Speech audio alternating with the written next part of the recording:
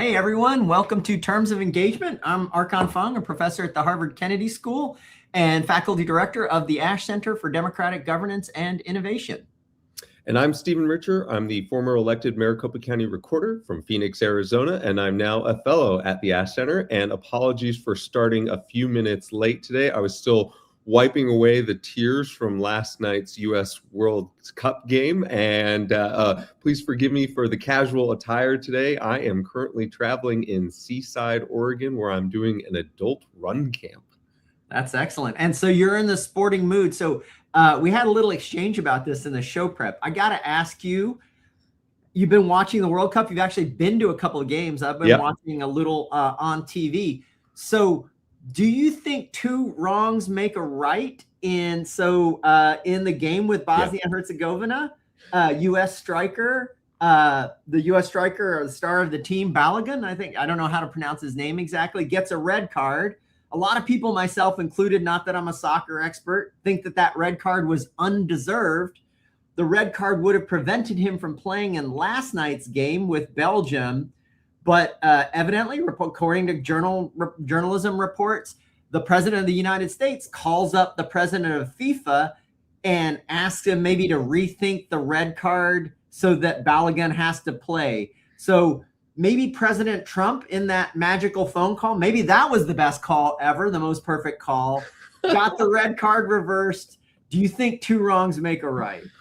I think that probably a lot of people were appreciative of President Trump taking an interest in something that was so meaningful to so many Americans. Yes. That being said, I found it a little distasteful. I don't think it's the role of the president, and it seemed like some sort of shady backroom dealings in order to give the United States an advantage. With the benefit of hindsight, knowing that even with our starting striker in play, we lost 4-1, I would have said, no, this is a moment to show that Americans are people of principle. We respect the rules of the sport, and we're going to sit our starting striker. And you know what? We might have lost 5-1. But again, all this, But it would have been if you told me he scored the winning goal last night or something, then I might have been revisit. Yeah, so that would have been an incredible moral victory on a Ted Lasso kind of level, but alas, not. Yeah, one of my colleagues said to me that the manager of a World Cup soccer team is there to win, and you got to play the best team that you have available. And there was all this scrutiny and questionability over the red card that was given in the previous game, and so was it appropriate? I don't know, but it didn't feel right, and certainly it didn't make the United States any more popular among the international community. Yeah, absolutely. And maybe we'll revisit this on a subsequent show. Our friend and colleague, yours and mine, Tova Wang, is doing a project on sports and civic life and democracy, and one of the themes there is, I think everybody who plays a sport at any level understands that the rules make the sport possible. And you really, really want to win, and you get lots of bad calls, but the rule set is out there, and it's part of like what makes the game good. And how is it that in politics, so many people, the idea of winning has overshadowed or superseded this idea that the rules make the whole thing possible? So, and can we get to a more sports-like version of politics? Yeah. Rules really, really matter. And then it's interesting because you have the written rules of sports, and then you have the unwritten rules too, sort of what is, even if the referee doesn't see it, what is acceptable, what is not acceptable. So for instance, if the referee doesn't see it, pulling on somebody's jersey, totally within the social parameters of acceptable sports behavior. Quickly kicking somebody to the groin if the referee doesn't see it, I think that you would suffer social opprobrium. And so it's interesting to me. But I guess it's not going to matter. We're not going to have an asterisk on our win because we did not win. And we did not win. My enjoyment of the World Cup has diminished as a result, but I'll still be following it to the end. And it's still exciting that it's here in the United States, as all the final games are here in the United States. It is. And, the U.S. men's team made it to the round of 16. That's not nothing. So that's really good. Yeah. Well, okay, Ralph is texting us that we need to get to our topic at hand, and we certainly should, especially considering we started a little bit late. But we are talking about the topic that everyone is talking about, which is artificial intelligence, except for we're going to be talking about it a little bit in the context of democracy, especially. I'm sure that everyone is probably sick of all the commercials about how you can integrate artificial intelligence into your workplace.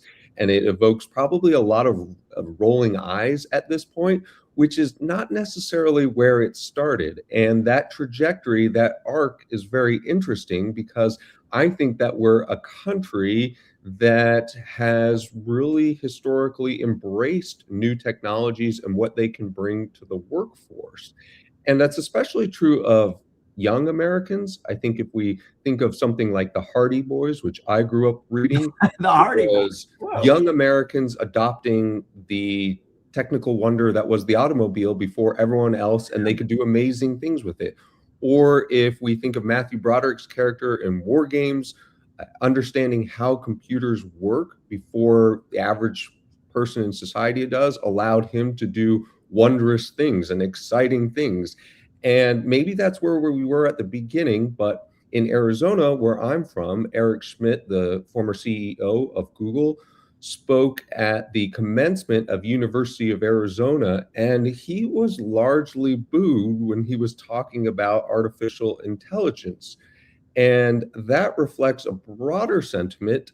We were looking at some Pew Research statistics, and only about 23% of the American public thinks that AI will have a positive impact on their jobs.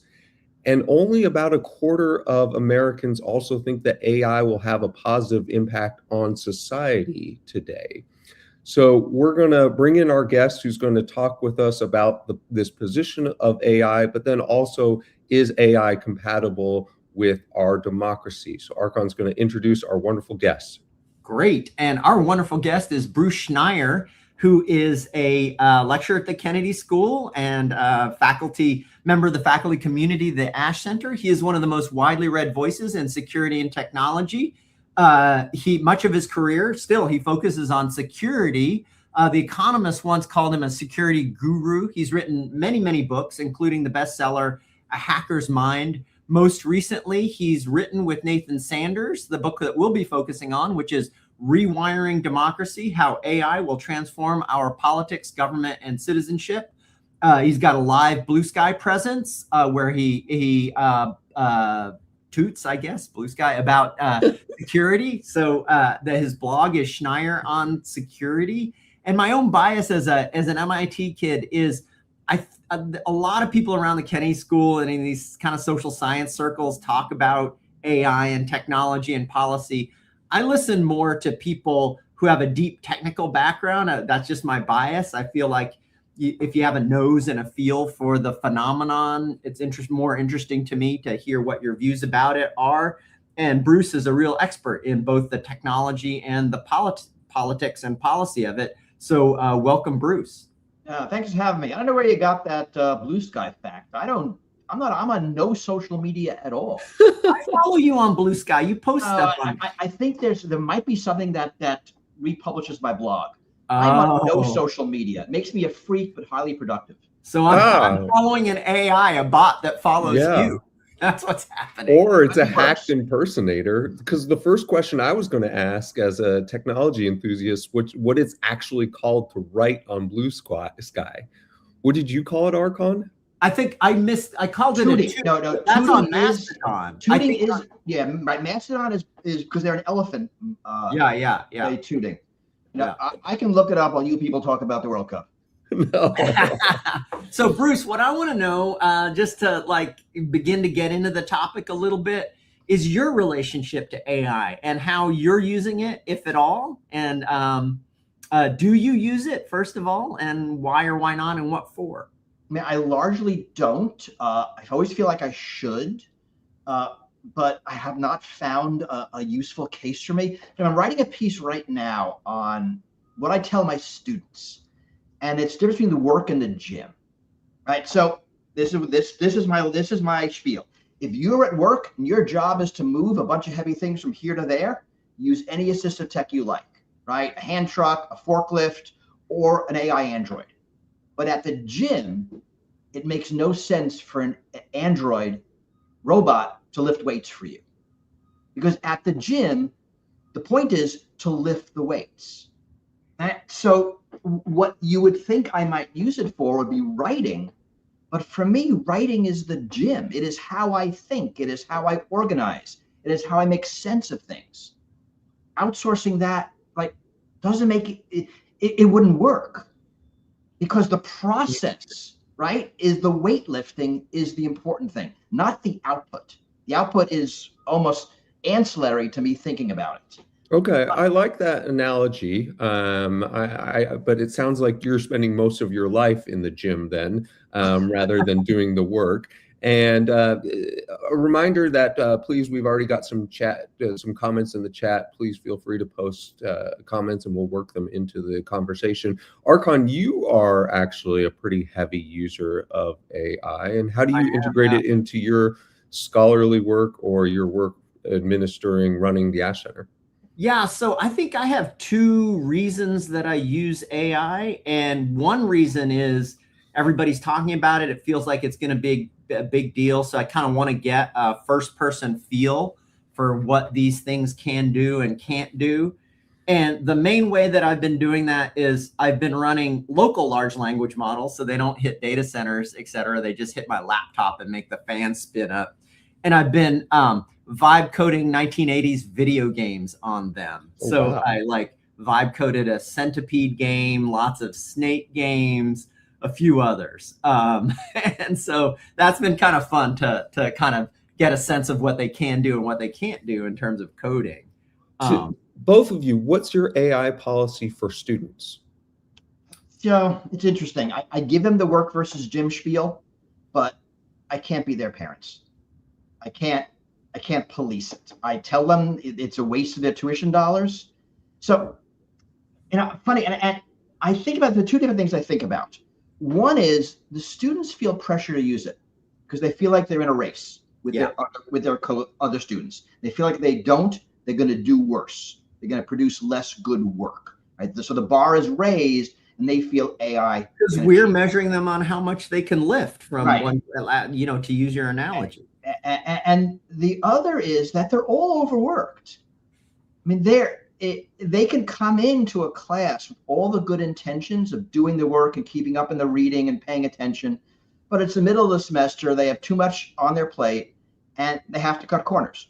And even before AI, readings, Archon will know this just as much as I do from teaching. They don't do the readings.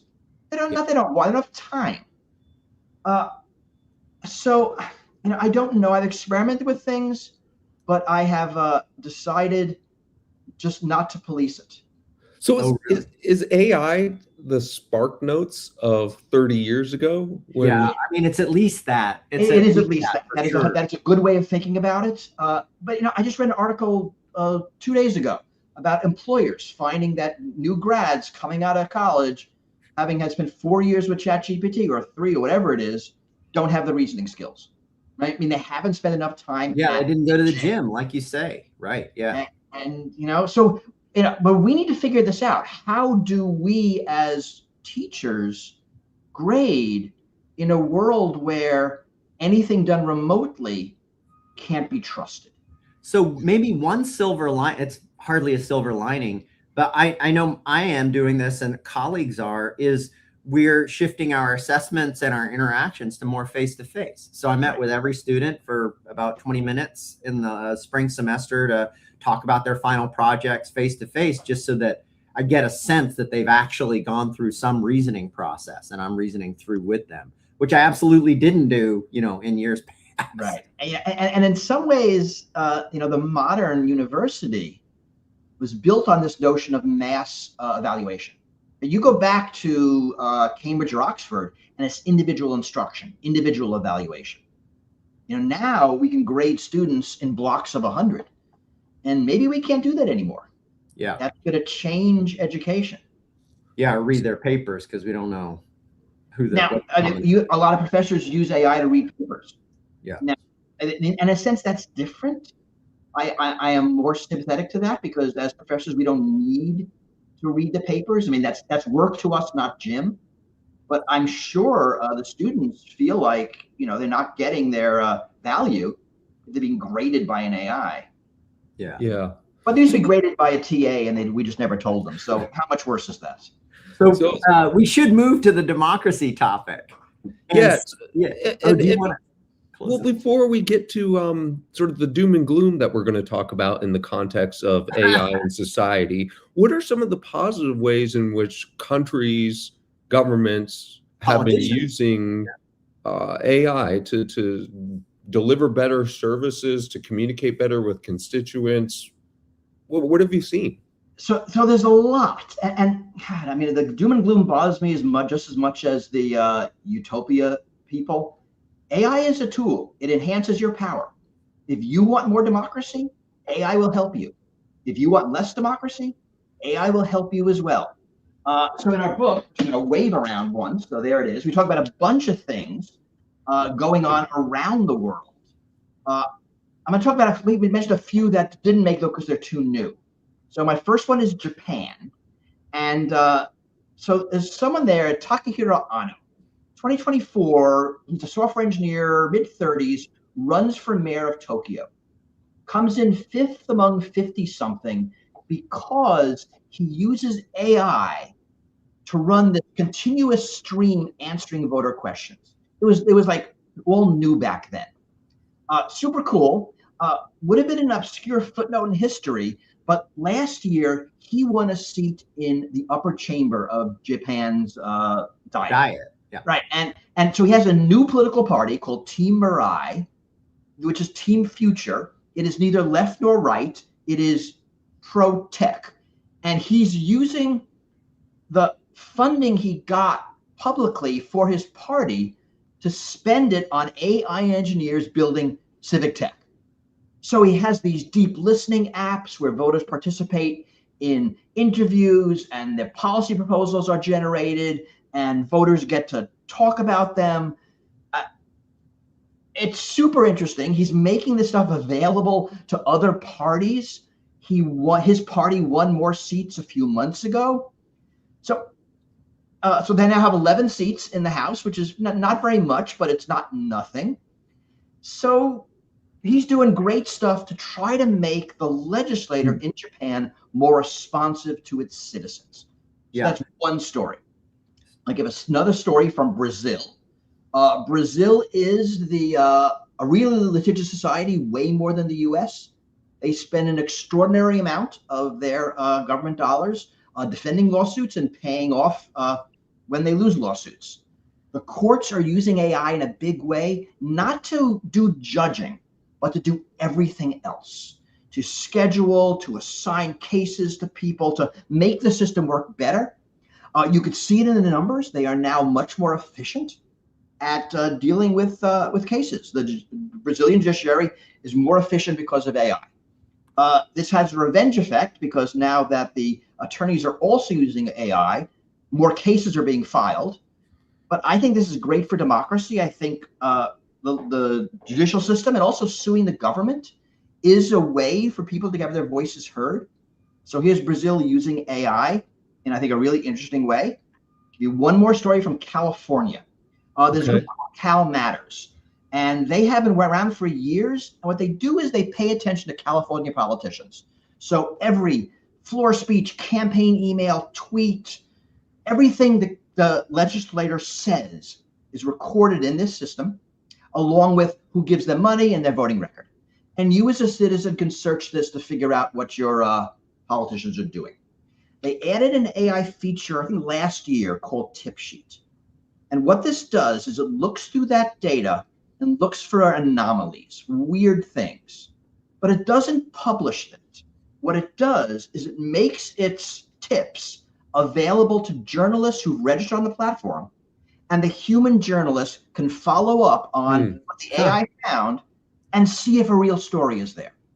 A really good example of getting the best of the human and the best of AI, which is like searching a lot of data, the human doing the investigation, to work together to provide better investigative journalism. I could do this all day. there are stories in Germany, in Chile, in France, in Canada, all over, of countries using AI, groups within countries, to make democracy work better. I could probably also do the reverse, ways we're making democracy worse with AI. So if you want to go down that way, we can have other stories. But it's a tool. It enhances the power of the people. So interesting. So Stephen, having run for office, what do you think about the first example of using AI maybe first to answer many of your constituents' questions that you couldn't answer yourself because there's only, 16 hours that you're awake in the day? Yeah.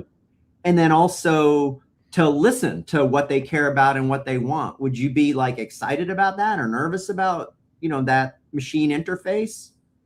Yeah, well, so campaigns are what a lot of people have talked to as a possible use for artificial intelligence, and the elections community has certainly paid a lot of attention to campaigns. I think that's less compelling generally to the average user or average member of society as a benefit. Some people think, well, anything that's going to allow candidates to do more of other stuff isn't necessarily a pro-social thing, a good thing for society, because now it just means that, I don't know, they'll be doing more fundraising or something like that.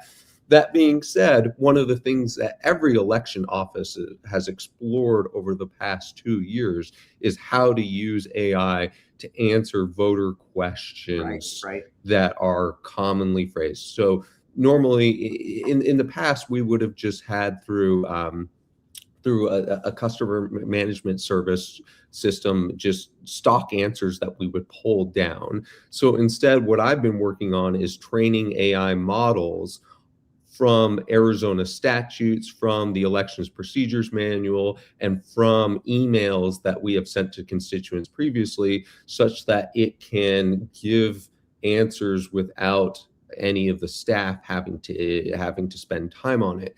Now, we're very cautious in the elections space just because it's a space where if you get one of them wrong, it could disenfranchise somebody, and it could lead to a further diminishment in trust. So you got to be risk averse when you're providing voting information. So I gave a talk to congressional staffers, and they talked about this, and they said it's the deluge. It's not AI versus human. It's AI versus nobody. And to me, the way to think about AI is helping in campaigning, and it is things like polling. It is things like setting up websites, doing get out the vote campaigns. Don't think Congress. Don't think Senate. Think city council. Think local. What this does is it lowers the barrier to run to office. You don't have to be a rich white guy to run for office. So if these assistive tools, I think, make democracy better because they make it possible for people who couldn't run for office to do so. Legislate, he was a Harvard fellow. He has an AI that's helping legislators local write legislation. Now, it's either nobody or lobbyists before. That, I think this is great. Hillary Lair, another Ash fellow, she was working on assistive tools for people to run for office. Donor Atlas helps candidates find donors. Can think local office here, where there's no time, no money, no expertise. And so that's a great. Go ahead, Steve. I do want to turn to, why is it being perceived otherwise? But before we get there, I do want to take a question or two from the chat. Here's one that I don't even understand, but I think you will, Bruce, which is your recent tech policy blog post in 2025 might have missed a key concern. Our voices are barely heard when less than 1% of AI-assisted PRs via the bot created by site visitors are actually accepted. I don't know what a PR is. I don't know what it is. Not a progress report. No. Maybe. I mean, the general timber, I think, is that, whose voices are the AIs magnifying matters a lot. I was here in Toronto. Someone did some research on, when you type it into an AI, tell me about a house. It gives, an American middle-class house. Draw me a picture of a kitchen. It's a Western middle-class kitchen. And sort of that training on, slightly right of center California, small L libertarian white male values is what you have. how to make these systems more expansive is hard. So I'm not sure if that's the question, but it's a GitHub pull request. If Oh, that's so this is a pretty technical question. yeah. I don't Okay. need to.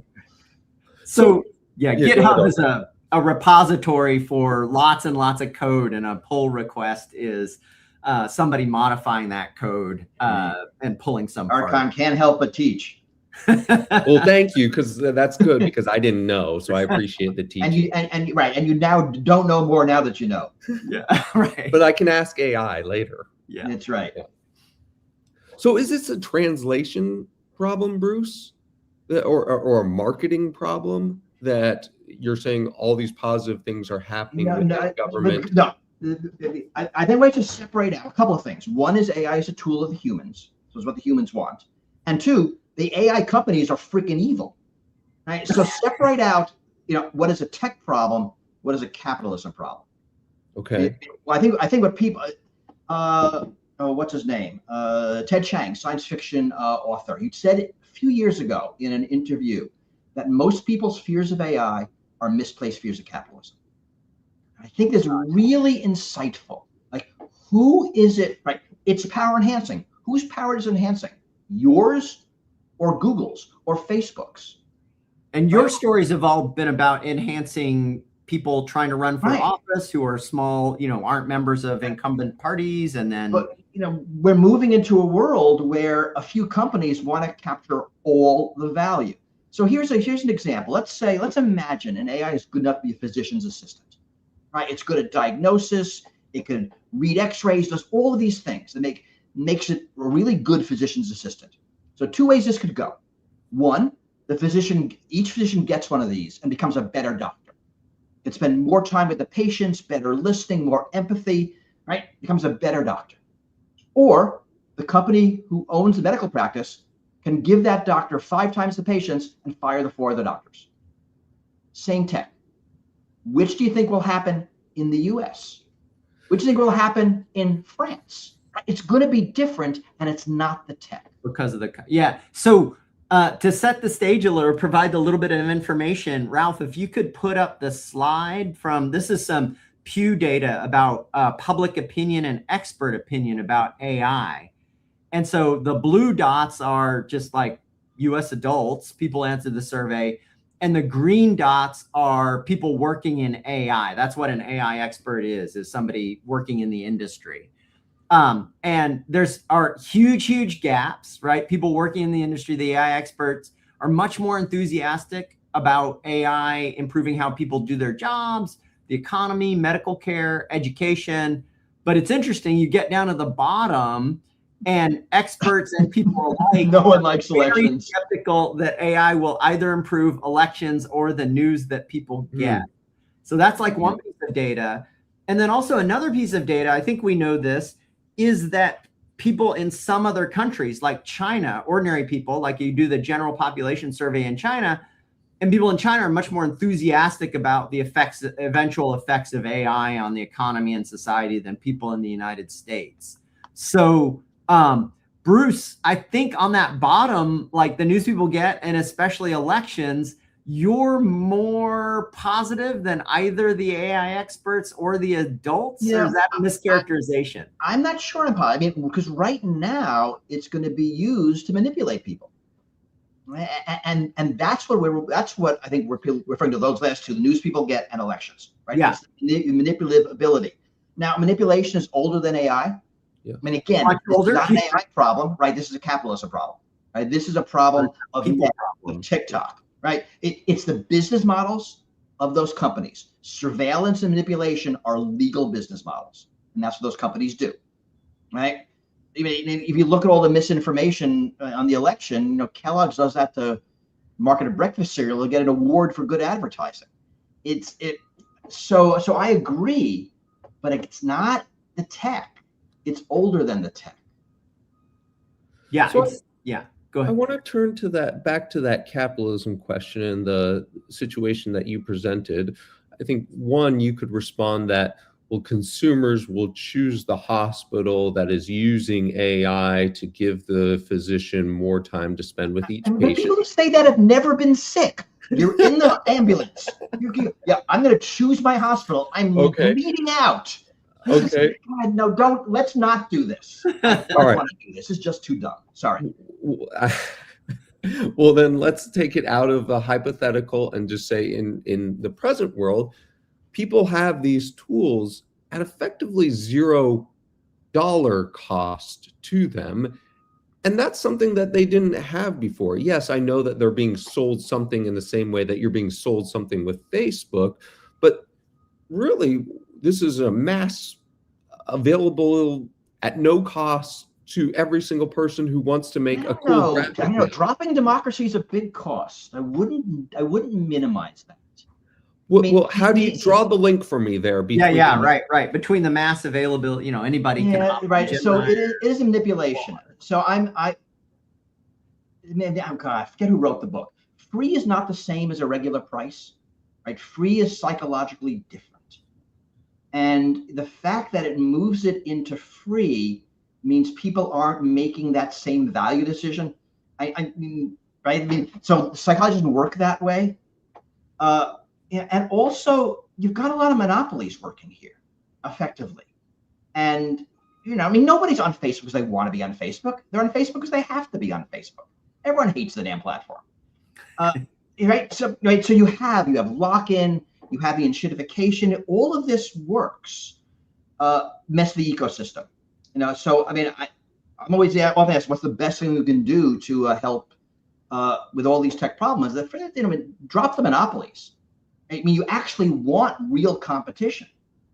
And if you can do that, if you have competition, you have reasonable regulation, so you can't just make up stuff. I would definitely get rid of surveillance as a business model. I think that's as ethical as setting 5-year-olds up chimneys to clean them. I get it's a fun business, but sorry, you can't do it anymore. And sorry, what company is that? Are you talking like a Palantir? As somebody Google. Yeah. Right? Google spies on you for a living, right? Google's profits are based on spying on you and selling that information to advertisers, right? That's what they do. These are all weird perturbations of the market. The market's not allowed to work for a whole bunch of these things. Not where I thought this conversation would go, but here we are. And fixing that would go a long way to fix the tech. In AI, this might fix itself. It turns out that the smaller, cheaper public domain models are almost as good. Using a few of them in concert are better than the frontier models. China, because they were denied access to the best chips, actually have to do engineering. And in the US, the companies can just aspire to large piles of money. They don't have to really think about what they're doing. And my guess is a lot of this data center build out is going to look like undersea cables did 20 years ago, that it's going to be different. And I think that'll be really good for the tech and good for the market. Fewer OpenAIs and Anthropics seem better for the world. So your thought is that there's going to be a lot of tech build out in data centers and transmission capacity, data transmission capacity and everything else, but that we won't use it for what we're thinking about using it for. Apple's building a model that's going to work on your phone. Yeah. Right. And so people, you run them on their phone, on their laptops, on their high-end gaming machines. You right now could run DeepSeek locally. Yeah. You could run DeepSeek on a phone. No, someone's running on their phone. It's running slow, but it's DeepSeek on their phone. Right. So back earlier in the chat, Greg asked Archon, which local model do you use? So I use Qwen, which is a 27 billion parameter model, the one I use, and Gemma, and those are both open weight models. And you're running them locally, right? On a laptop. Right. So in this world, there kind of isn't any moat anymore. These two companies are trying to get public, just ahead, I think, of the enormous crash. Really interesting to watch this. Yeah, I think that's a piece of that's speculative. I think that's one possible future in which. Are you kidding? I'm giving investment advice. Yeah. Don't take any. This show is absolutely not any investment advice, right? So one possible future is that in which all this data center build out is a huge bubble. But I think it's, you know, people should know that the other bet is the bet of Sam Altman and Elon Musk and others, that there will be some incredible hockey stick, and the bigger data centers, bigger, more compute will result in huge gains in intelligence that'll swamp everything out. And that's why we've got to spend all this money building. It's interesting to watch the finances. I mean, Archon, you know this, like in 12 months, AI and coding, which is probably the success story right now, went from can't do it reliably, could do small tasks, but, you know, loses thread in big things, can do big things, we need to check it, to it's doing big things well, we don't check it, we just put it out there and we'll see what happens. And if we get a bug report, we'll fix it, to, oh my God, these are too expensive, don't use them. Right, that's true. Right. That all happened in the last one was the last 3 weeks or month or so. Let's turn it to how should government respond to answer the AI and democracy, AI and governance. If this is a imperfect marketplace, I think you could maybe you would even call it more than that. What is the appropriate role for government in regulating, policing, whatever you want to call it, this developing marketplace? Yeah. So this is tough. I actually want real regulation. I want good regulation. I'm afraid it's not going to matter, because if people are running models locally that are public domain, you know, it's not going to work. I mean, you're talking about safety regulation, right? Yeah. Right. But if I can get the same performance, and we saw this in the few days we had Fable in the beginning, people are getting the same performance running 3 different models with a supervisory model all in concert. And the non-AI code matters a lot more than the AI right now. I mean, coming back in a month, we'll see.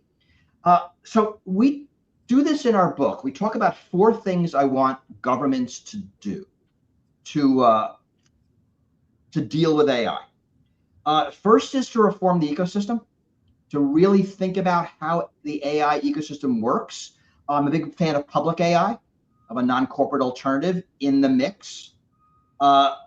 Second is to resist harmful uses of AI. And we've seen a bunch of those. Elon Musk produced a handful. There are others. But also to use AI where it is responsible. We talk about Modi, who uses AI to translate his speeches in real time to the 20+ Indian languages. That's a phenomenal use of it. Right? That's great. Yeah. I mean, there's no excuse for any government not to offer all of its services in every language of its citizens. Right now. Yeah, right now. Right. Yeah. And the last thing is to renovate democracy. To me, a lot of the problems of AI and democracy are not AI problems. They're democracy problems exacerbated by AI. And the solutions are not AI solutions. They're democracy solutions that we've already known. So, you know, money in politics, ranked choice voting, multi-member districts, all of these things that make democracy better as it's being stressed by AI. What I don't know is how much this will matter in a world of everyone's got their own model. So we saw this in if you use a DeepSeek, the Chinese model, online, you ask about Tiananmen Square, it wouldn't talk about it. Absolutely. You download it to your laptop, you ask the same question, it knows all about Tiananmen Square. Right? So the guardrails, the propaganda, the biases, the bias removals, none of that happens in the AI. It happens in the wrapper. The harness is what we call it. And when people are downloading models, they can remove the harness and replace it with their own. So all of the work doesn't matter when you're dealing with people using their own models. And there's going to be thousands of these, I think. So now, what do? This is not like nuclear power or chemical weapons where I can control the tech or control the process or the parts. This is widely available. It's going to be a very different world. Archon, are those the 4 areas of government that you think are appropriate to focus on, or are there others that you envision? I mean, I think that's a really good start. I don't quite know how to deal with the safety problems because, you know, I don't know if, you know, on my laptop a year from now, somebody's going to be able to ask an AI to, you know, hack into a hospital or build some, you know, virus that is not yet I just don't know whether we'll be able to go there. But if we are, and that's Bruce's fear, that's like super hard to regulate because everybody's got one. Right. I do on that first one, the ecosystem of AI, that one's really hard too, because I mean, Stephen, I think you'd like to see a competitive environment where lots of people are competing to build AI. We are so far away from that world, right? That's not the United States. That's not China. China's got a different issue, right? Authoritarian control of AI. And Europe has a different issue still, which is no compute and no data scientists. Can we talk about Switzerland now? Oh, they're public AI. So we write this book. We talk about public AI, how great it would be. Yeah. Why don't you talk to people about public AI and why you like that as an alternative? So it would be a model that isn't built under the profit motive. So either an NGO or a government or a university, and it would be something in the mix that doesn't have those same incentives, different incentives, not to replace corporate AI, but to be something that could be broadly available, perhaps more democratic, perhaps more responsive. So we write about this, and we're aspirational in this book. Last October, somebody did it. Switzerland released a model called Apertus. It is entirely publicly funded, consortium of universities, funding the Swiss government, no illegally taken copyright material, no poorly paid third world labor, entirely using renewable hydropower, existing data center, so no new rare earth minerals mined, might be the world's first fully ethical AI, not state of the art, about a year behind from a frontier model, right? Yeah, but they didn't intend to do that. They wanted to be broadly useful, and it's meant as a public utility, right? So that anybody can build on top of it, sure that it will be there, sure that it'll be available. They're working on a new model, probably come out any week now. But they're not chasing the top. But what's interesting to watch is I think the top is disappearing. So China, interestingly enough, is working on these smaller models. And it turns out when you hire expertise, you don't want the world's best human at everything. You want a good travel agent, right? A good research assistant, a good nurse, right? You want targeted expertise. And I think the future of AI is going to be more of that. And here, China, because they're not competing on the frontier, is producing smaller, cheaper, more agile, useful models. I think that's the way the world is going to go most of the time. I mean, sometimes you need the best AI. You're trying to win a Nobel Prize in protein folding or something. Yeah. But most of the time, right, you need an investment counselor, right? and a regular size AI, understand your home mortgage contract or something like that. Right, a negotiator, a litigator, whatever you need, even a physician's assistant. So President Trump has proposed taking partial ownership in some of the more prominent American-based AI companies. Senator Sanders has said that ownership should not just be 10%, but should be 50%. Does that get us down the road towards becoming that Switzerland model, or are those proposals fundamentally flawed, and whether it's 10 or 50, it won't convert it into a model that you find? So I go on flawed. I mean, it is amusing to see Trump. It's amusing to see Trump actually recommend actual communism, like let the government take over the companies. So we can be amused by that. I want the government to be in the for-profit business. I want the government to be in the government business. So I don't like the taking ownership. There's a good cautionary tale from Norway where the government did take ownership in energy production. That didn't turn out well. What I like is Senator Warren's proposal better, and that is an excise tax on these AI companies. You can either tax energy use, you can tax token use. I think that is a better way to share the revenue. I do think we need to do it. I mean, these companies are making profits on all of our collective output, right? They are profiting off all of us. It would be good to return some of that revenue, especially if they end up running like a bulldozer through a lot of our jobs. But I don't like the ownership model. I think that is a mistake. I think there's a reason we reject government ownership of companies, and I think it's a bad idea. Yeah, I like the you think taxation it goes model. down a corrupt path, right? It's like government owning oil companies. Yeah. It doesn't end well, right? Right. I mean, and that's not the way a market economy works. Yeah. Right. A market economy lets companies be companies and government be government. I do want more regulation, and I do want a better taxation. But even something as simple as just extracting revenue, right? It's like, okay, well, there might be a social cost. At least, we should get some tax revenue. Right. I mean, right. It's a taxation. I mean, even something as simple as reframing the tax code. So right now, labor is taxed at a higher rate than capital, which means a company will make money replacing a human by an AI, even if they cost the same, because of the beneficial taxation. So fixing those kind of things, I think would be really useful. And you have to think about this, that like no company ever wants to hire humans. Like, it is a necessary evil that a corporation has to have employees. They can get rid of them. They would do it in a second. So how do we build society even though that is true? Right. I wanted to, Stephen, you raised the issue of, or Bruce's categories. Would I add anything to that?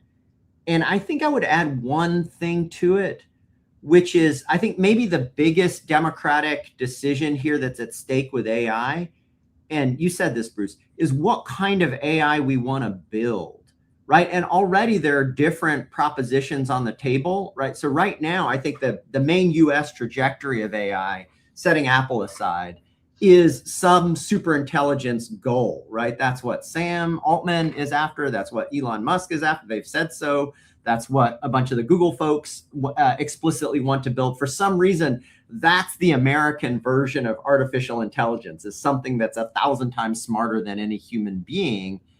And, it's a little bit, not quite right. But I think to a first approximation in China, it's like AI to deliver a pizza 10 minutes faster, or, it's like very, very pragmatic. It's not a super intelligence kind of goal, right? And so I think that's a huge democracy question. If this big, huge transformative technology is coming, who gets voice over what that looks like? And like the first thing you have to get rid of is the idea that there's an inevitable form of that it's Right. going to be HAL 2000 or whatever it is. No, we have a lot of choice over that, right? And then the question is, like, what are those choices and who gets to make them? And right now, I don't think, like, it's a huge democracy problem in China. It's a huge democracy problem in the United States, is there's not really public popular direction over that fundamental choice. And that's not an AI problem. That's a money and politics problem, right? That's a income inequality problem, right? That's a structural Even problem. deeper, I think it's an imagination problem. It's like, I think it's pretty deep. There's a lot of sides to it, but to me, that's pretty fundamental. Is I would like AI to be a technology that helps every individual do what they want to do better, like a bicycle or stilts or a car or whatever. But that's kind of not really the main direction that the build is going toward. I am a little intrigued that you think a car and stilts are the same. I don't know. We're on a live stream, so I couldn't think of better examples. Bruce, my last question to you will be, what do you say in response to somebody who says, well, there's always been concerns with every new technology that the workforce will be completely revolutionized and a lot of people will lose out and we might have just 90% unemployment, the Industrial Revolution, internet, computers, whatever it is. And those haven't manifested in the ways that maybe it was most feared. Sure, they have changed the labor force and they have disrupted the labor force. They haven't fundamentally blown it up. What do you say? Do you agree with somebody who says that, or do you push back and say this is anomalous? I think we do both. I mean, certainly you may be right. So the couple of things that are different here, this really is, the Industrial Revolution was the first time that we as a species were able to consume calories outside our body at scale, right?